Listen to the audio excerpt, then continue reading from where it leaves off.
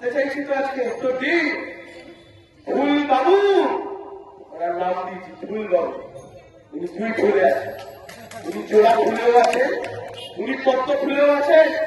উত্তর দিন ফুল বাবু, এই যে এতদিন ধরে বললেন ভাইপোকে 10 থেকে জেল খাটাবো, পিসিকে 20 দিনে জেল খাটাবো।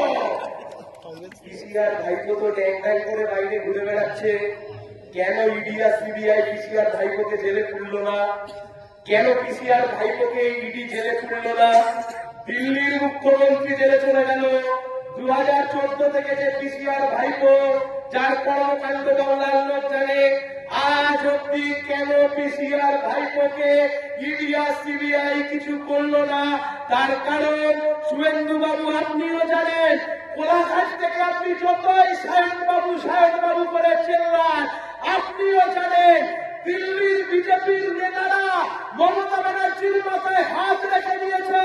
আর তাই জন্যই নিচু তলায় বিজেপি আর তৃণমূলের কর্মীরা যতই মারপিট করুক, যতই খুনোখুনি করুক, যতই নিজেদের মধ্যে মারপিট করুক, ওপর তলায় দিল্লির বিজেপির নেতারা মমতা ব্যানার্জি আর তার ভাইপোর মাথায় হাত রেখে দিয়েছে।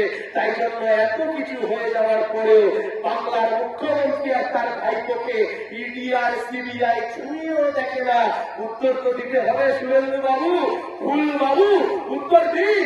এই যে বলেছিলেন একের পর এক তারিখ, ওই তারিখে ওই হবে, সেই তারিখে তাই হবে, ওই তারিখে ওই হবে, তারিখ পে তারিখ, তারিখ পে তারিখ। শুভেন্দু বাবু একের পর এক তারিখ চলে গেল, কিন্তু কেউ তো জেলে গেল না।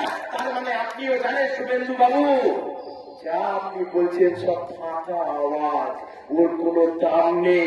আপনি যতই চেল্লাবেল্লি করুন, মোদি আর দিদি বুঝে নিয়েছে, আরএসএস বুঝিয়ে দিয়েছে, দিল্লিতে মোদি আর কলকাতায় দিদি। প্রধানমন্ত্রী মোদি, মুখ্যমন্ত্রী দিদি। কলকাতায় দিদি থাকবে, রাজ্যে দিদি থাকবে, আর দিল্লিতে মোদি থাকবে। আর দুজনে মিলে সরকার চালাবে, কেউ কাউকে চালাতন করবে না। শুভেন্দু বাবু আপনি যত খুশি চেল্লান, আপনি যত খুশি চেল্লান, এই নির্বাচনে সিপিআইএম ড্যাং ড্যাং করে জিতবে।